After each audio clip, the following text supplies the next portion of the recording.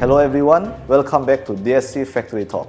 I'm your host for today, Andronicus, a consultant of DSC Consulting. Before we start, quick question, answer me honestly. In your factory, which machine is actually losing you money now? Are you able to answer that? Most people stop here.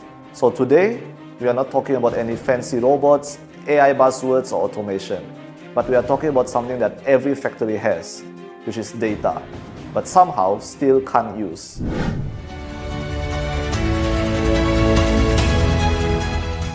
So first and foremost, let me introduce our guest for today, Mr. Kaizen. Hello everyone, my name is Kaizen. So I am from DSC Consulting.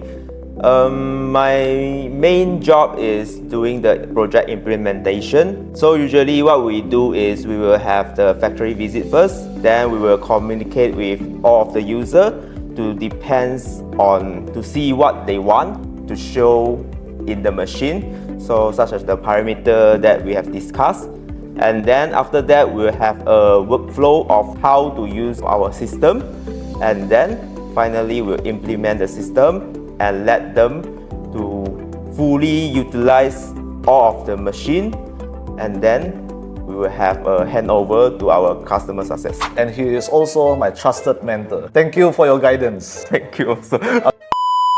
Just now I mentioned data. There's one question that has been troubling me since our recent site visit to one of our clients, which is I saw that this particular factory has a lot of machines in there, and all these machines come from different brands. So they require different systems to compile all those data. So what do you think about this situation here?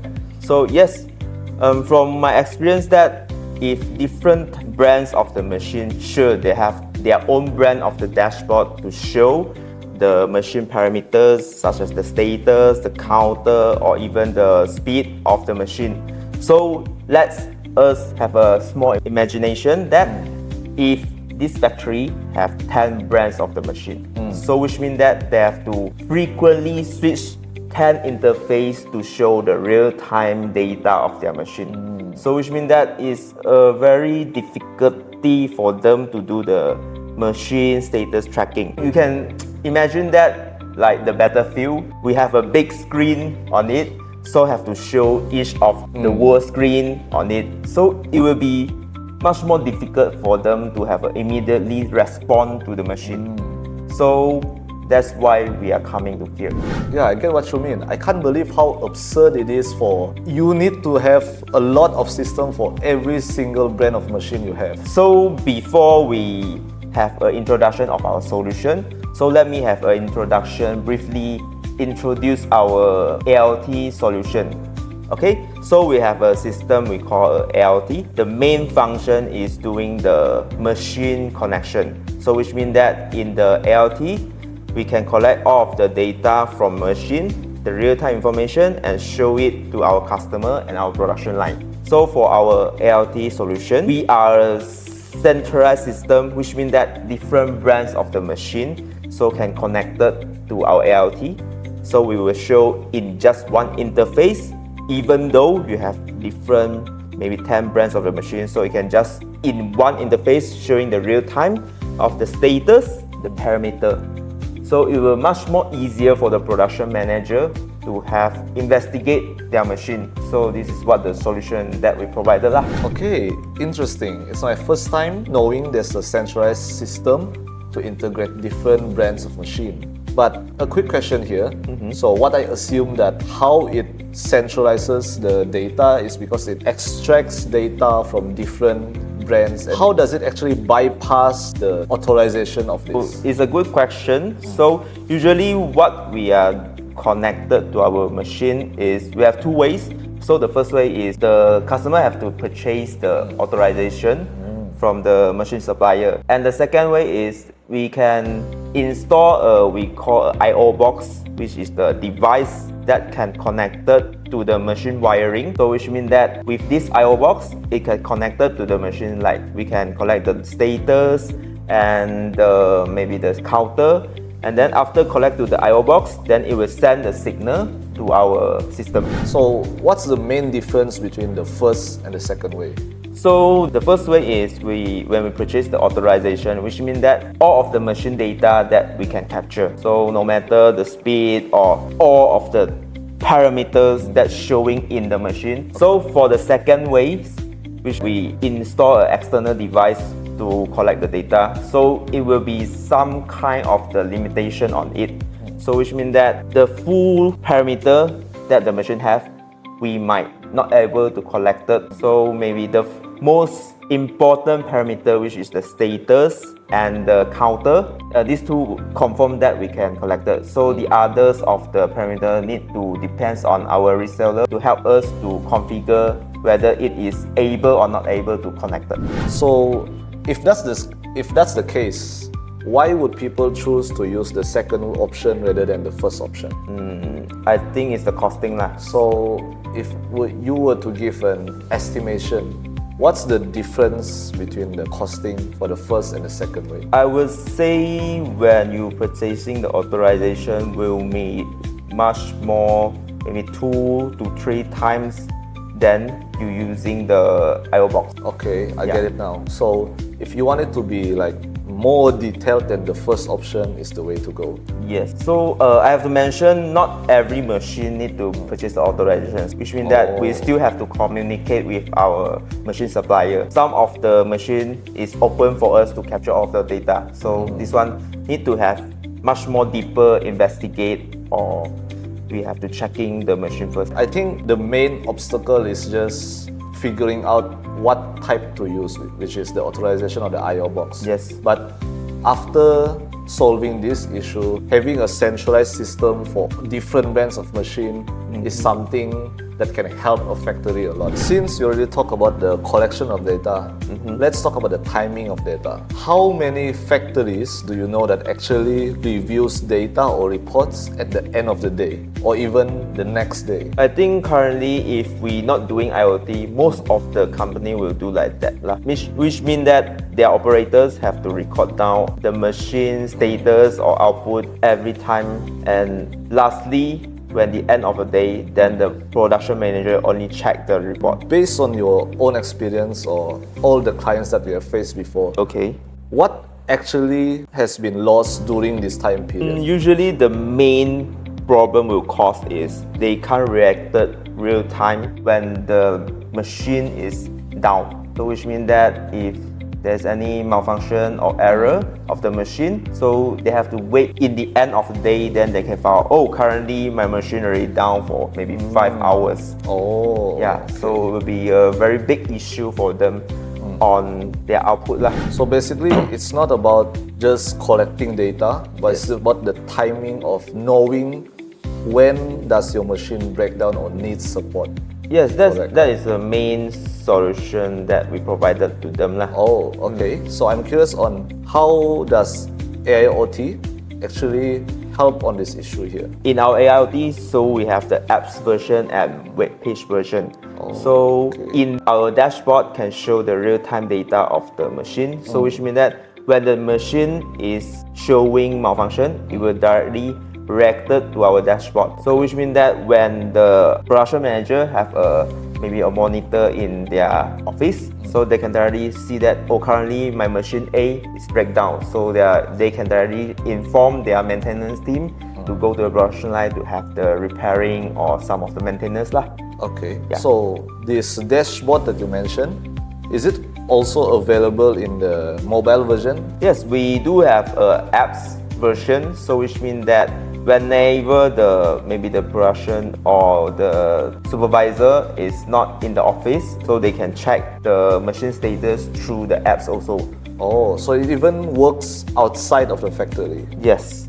Oh, okay. Because from our AiOT is cloud-based usually, so all of the data will send to the cloud database, so they can go, if they have the Wi-Fi connection or data, so they can directly see the machine status from their phone. Okay, Yes. so basically what AiOT is offering is the availability of real-time data is what you're saying. Yes. Regarding this, because with the availability of real-time data, we are able to know which machine is breaking down and needs support. But actually machines don't break down without any reason. They don't just suddenly go out of service. So based on your experience, does machine gives any signals? Will they break down? Yes, because most of the machine that we can check the parameter of it, maybe some of the parameter is out of the standard range. So we can base on that to determine, oh, currently our machine, this parameter have some question, which means that it related to some of the spare part of the machine. So you can immediately have the checking of the machine. So to prevent it fully break down, because some of the machine will partially break down, which means that it still can be used, but will have a risk of when we're doing the production, so might have some defection on that. So is it too ambitious of me to say that AiOT can actually predict when does the machine break down? I wouldn't say it could predict, but it can help you to have a prevention on it. So which means that through the maintenance record, we also have a maintenance function that to help you to record down when we're doing the maintenance and what of the maintenance and the timing that we're doing.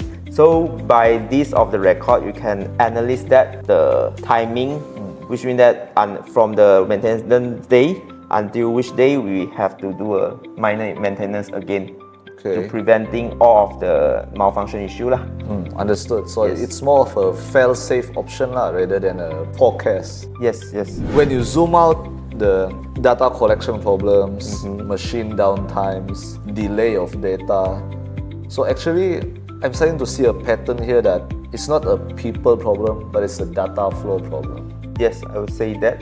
Actually, I want to know your own perspective. Is AiOT just an upgrade for factories now, or is it something that most factories must have? I think it is a trend for each of the factory needed this solution, because AiOT not just connected with the machine and have the parameter to show.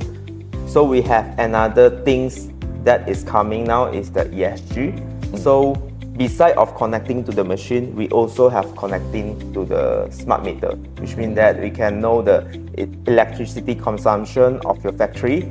So it is a part of the ESG. So we can provide you the data like the carbon emissions of it. So you can fill into your ESG report. So it will be a part of your criteria for the ESG report lah.